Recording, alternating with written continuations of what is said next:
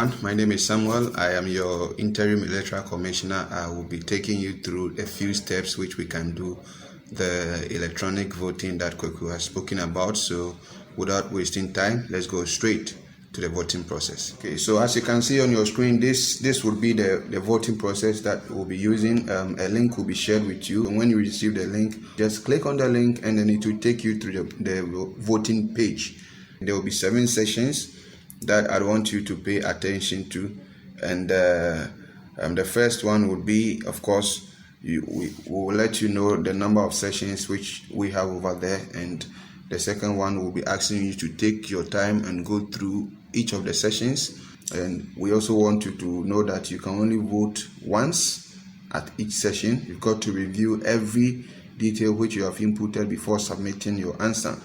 Now, at the end of it all, you'll be required to provide your index number, which is supposed to be your unique ID, and that would be used to verify against the database which you have. It is to prevent double voting and all forms of practices that could happen. After every session, you'll be asked to go to the next screen. Okay, so the next screen then will take you to the voting for the chairman position, which you have 2 people to vote for. When you are done, you move on to the next. This is not mandatory. If you don't want to vote for any of these in this category, you can just go next without voting for anyone.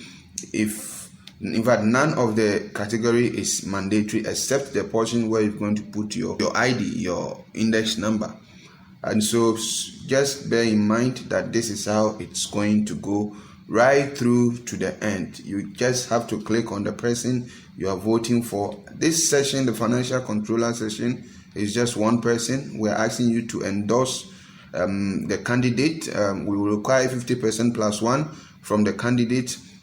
Before we can endorse him as our financial controller. You just have to go next if you're okay with this session. And the same way, if you wish to vote for any of these persons, please click on one and then you go next, right down to the 7th section where you'll be asked to provide your index number, and that will be it. So this is the last session which I'm talking about. So you got to provide your index number, and the index number will be validated. So for example, if I put 111, we know that this is not a valid index number, which we are all aware of.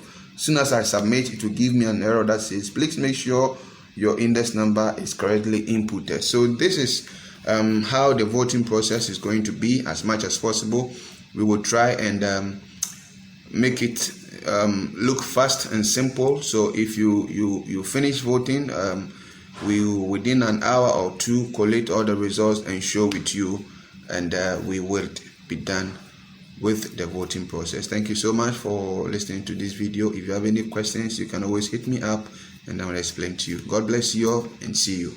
Good luck to the winners.